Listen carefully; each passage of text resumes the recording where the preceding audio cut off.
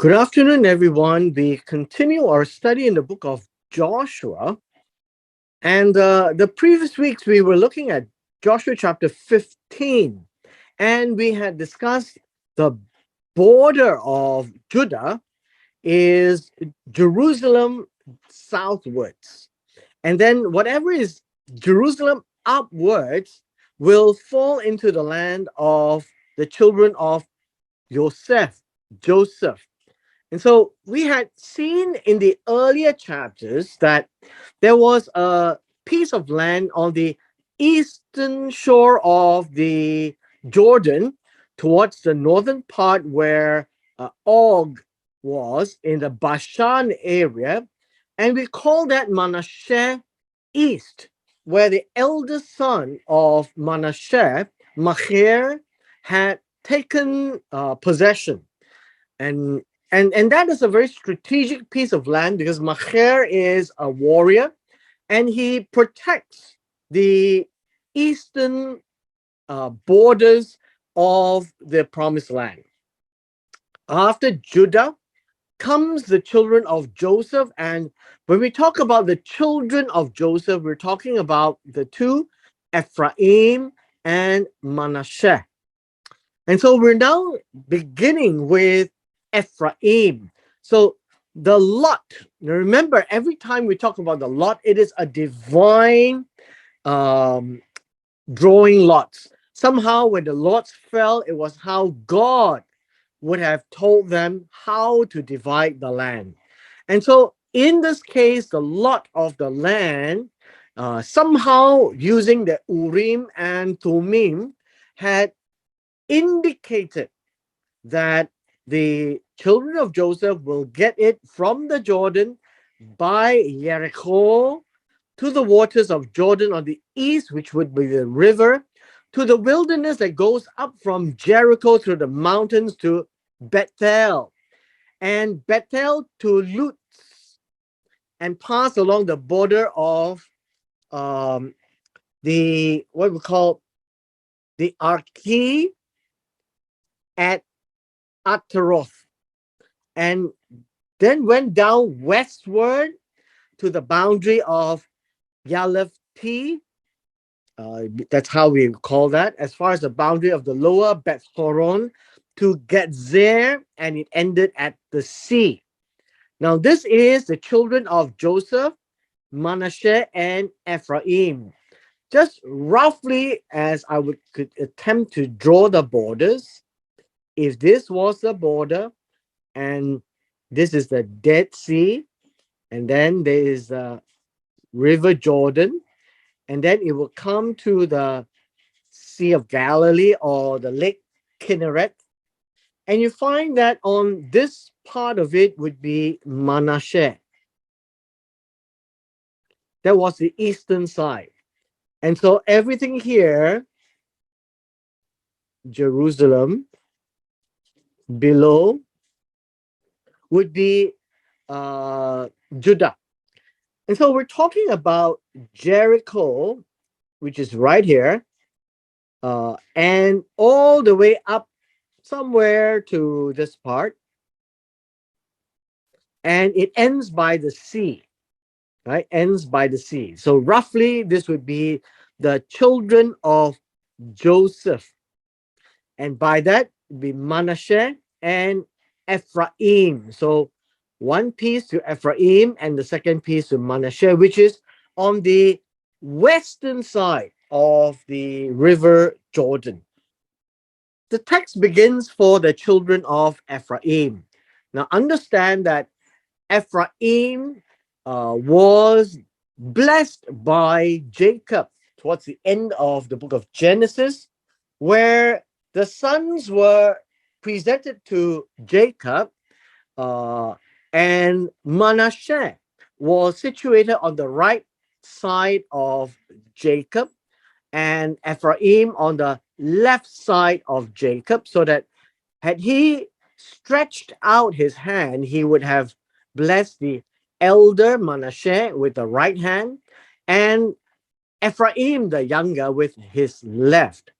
But in the text in the book of Genesis, we read that Jacob crossed his hands so that his right hand was on the head of Ephraim and the left hand was on Manasseh. And he said to Joseph, he did not make a mistake. And so what we are seeing now is this: Ephraim is given a prime piece in the lots as God has it because they are drawn in the lots. But Manasseh uh, had the two portions, one on the eastern side and one on the western side. It appears like a double portion for the firstborn. And so in this case, you find that um, Joshua had to follow what God has devised.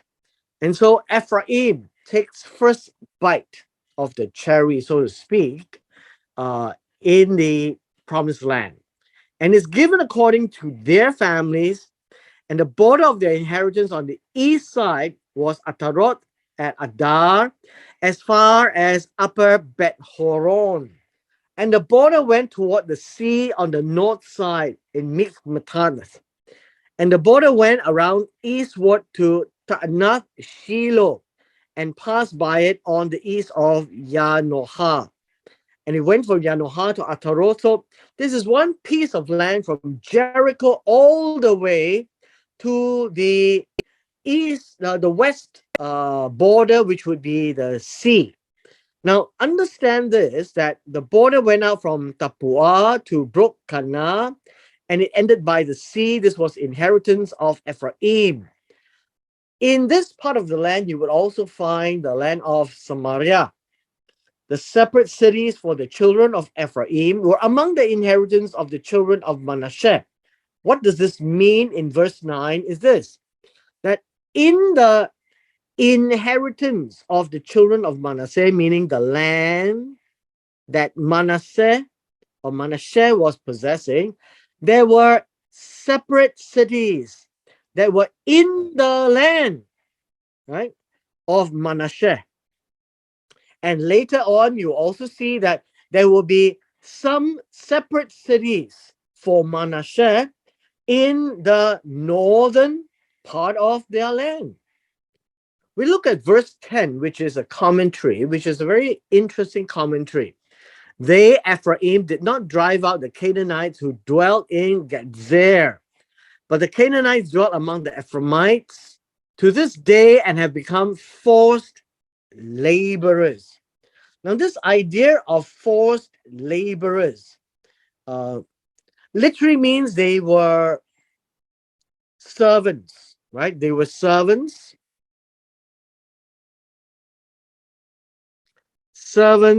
by tribute. What does this mean is they will give to the Ephraim families money to stay within their territory. Now, one of the things that you find is that this land of Gezer is in Manasseh, one of those separate cities in Manasseh, which tends to imply that why the Ephraim could not drive out the Canaanites was because these people who were in Gezer were very powerful. And again, a speculation by suggestion that Manasseh did not join forces with Ephraim to drive them out. That would be one particular view.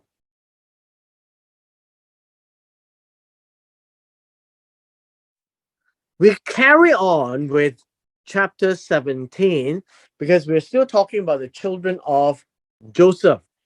This is a lot, remember, by the Urim and Thummim. It was divinely allocated to the tribe of Manasseh. He was the firstborn of Joseph, and Machir was the firstborn of Manasseh, the father of Gilead, and he was a man of war, and he was given Gilead and Bashan. Now remember, this is the east of Jordan and also the eastern border And this is a very important position. They are to defend Israel from the east. And he is most likely the best person, a man of war, a fighting man. There was a lot for the rest of the children of Manasseh according to the families. The children of Abiezer, Chelek, Azriel, Shechem, Hefer, Shemidah, and these were the male children of Manasseh. Now in verse 3, Zelophehad, the son of Hefer, the son of Gilead, the son of Machir, the son of Manasseh, had no sons, but only daughters. What does that mean? Remember in the book of Numbers, where the allocation was given, Zelophehad, the daughters came, the daughters of Zelophehad came to Moses, and Moses had to deal with this issue because there was no sons. And it wasn't fair that they had no inheritance and they were given inheritance. And so as we read down, it says, these are the names of the daughters, and Mahlah, Noach, Hoglah, Milcah, and Tirzah. They came to Eleazar the priest before Joshua, the son of Nun, and before the ruler, saying, the Lord commanded Moses to give us an inheritance among our brothers. And this is part and parcel of Numbers, right? In the book of Numbers that was given. And so they did just that. Now notice the daughters of Zelophehad were the only ones, or only daughters were given inheritance. And this is the first line inheritance. 10 shares fell to Manasseh, besides the land of Gilead and Bashan, meaning this side would be the west of Jordan. Gilead and Bashan, east of Jordan. And that's why it says the other side of Jordan. Every time you read such words, the other side of, you always need to remember where is the anchor point. And the anchor point would be the land of Israel.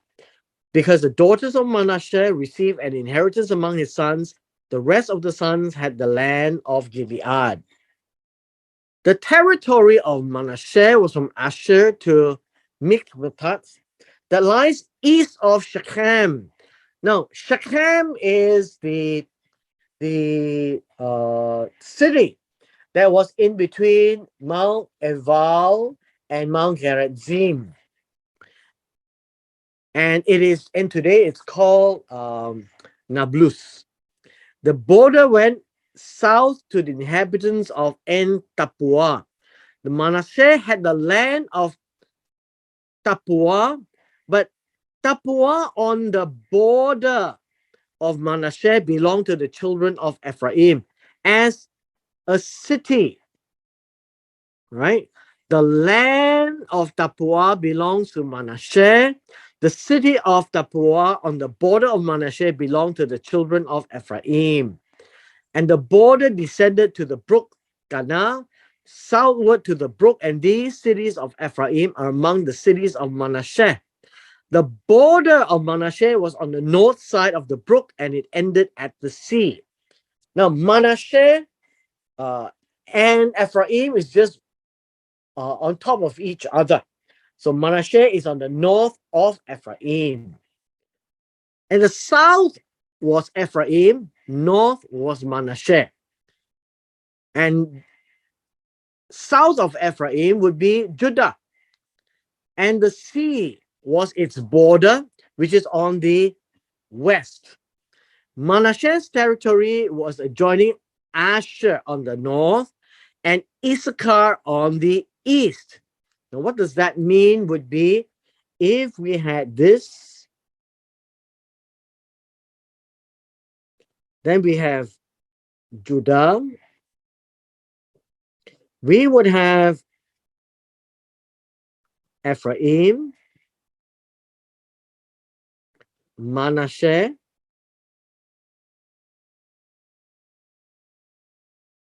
Issachar, and Manasseh here again. And then we have Asher on the north. So roughly this is what you get, and this is the sea. So this is south, this is north. That's basically what we have just described here. South is Ephraim, north is Manasseh, the sea is border. Continue on in verse 11. And in Issachar and in Asher, Manasseh had Beth Shean and its towns, Ibleam and its towns, inhabitants of Dor and its towns, inhabitants of Endor and its towns, inhabitants of Ta'anak and its towns, and the inhabitants of Megiddo and its towns. 3 hilly regions. Just like there were cities of Ephraim inside the southern border of Manasseh, meaning here, Manasseh had towns in Asher as well. That's what it means. Yet the children of Manasseh could not drive out the inhabitants of those cities, but the Canaanites were determined to dwell in the land. Basically, what we're told is by themselves, Manasseh could not drive out the Canaanites who were in the land. By themselves, the children of Ephraim could not drive out the inhabitants of Gezer. And it happened where the children of Israel grew strong, they had put the Canaanites to forced labor, but could not utterly drive them out. This is under tribute. They paid a price, but they could not eject them. We come to a final discussion on the land given to Manasseh and Ephraim. Verse 14 is a view of the fact that they didn't have enough land because they had many people. Then the children of Joseph spoke to Joshua, "Why have you given us only one lot and one share to inherit?" What does that mean? One lot for Ephraim, one lot for Manasseh. That's all it is. Since we are a great people, meaning a lot of people by number, both Manasseh and Ephraim is huge, in as much as the Lord has blessed us till now. There's only one lot. Now understand that the lot is actually a divine indication. So it wasn't so much Joshua doing it, it was very much God who decided who gets what. And it was using the Urim and Tumim, the stones or the divine stones. And so they're saying, and they're complaining, not enough land. Verse 15, Joshua said to them, "If you have so many people, then go up to the forest country and clear a place for yourself there in the land of the Perizzim." Now, this one, giants, not so much giants. We should say in verse 15, uh, the Rephaim, right? The Rephaim. Since the mountains of Ephraim are too confined for you. Now, I dare confine, uh,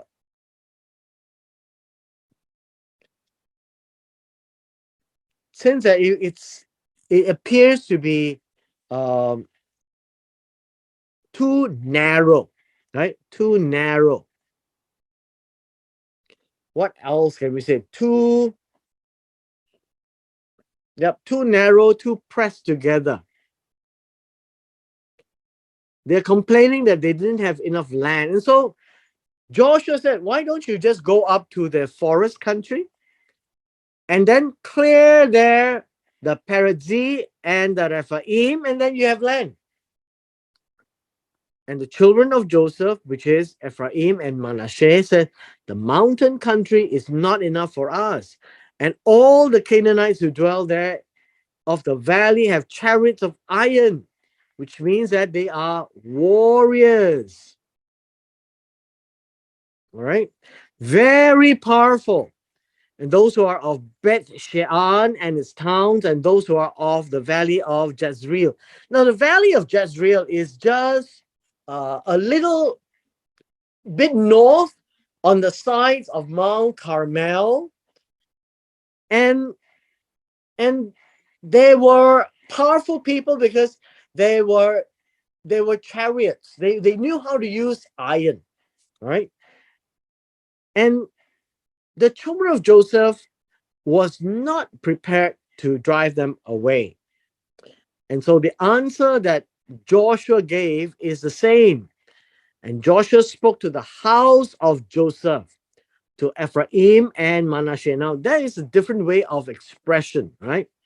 House meaning the household, which is made up of the descendants. And it is named after Joseph. And Joseph had two sons,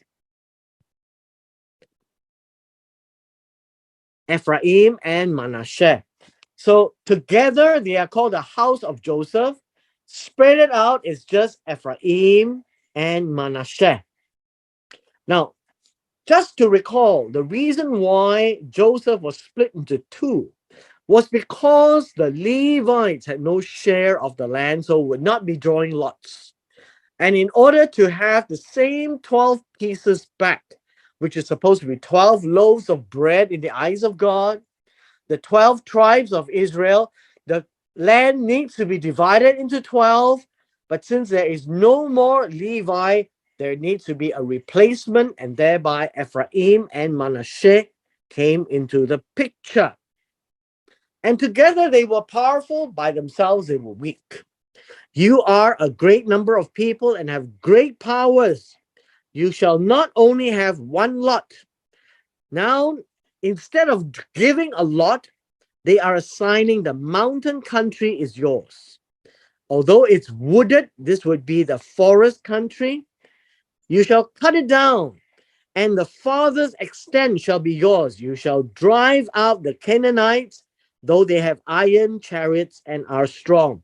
What was this encouragement? The encouragement is this: you all are a great people. You all shall not have one lot. You shall take the mountain country, the forest country, the land of the Perizzite and the Rephaim, and you shall drive out. Now, this is interesting. In verse 18, the idea of drive out is to take possession. If they take possession of the land, then the Perizzites, and the Rephaim will be chased out completely. This is the problem. They didn't, right? They didn't. And we find later on in the book of Judges that we will see them fighting the Perizzites and the Rephaim as well. One last point before we end today is that together, Ephraim and Manasseh will be strong, and divided they will not. And the reason why they were not able to chase them out was because each tribe dealt with the problem by themselves. And with this, we come to the end of chapter 16 and 17.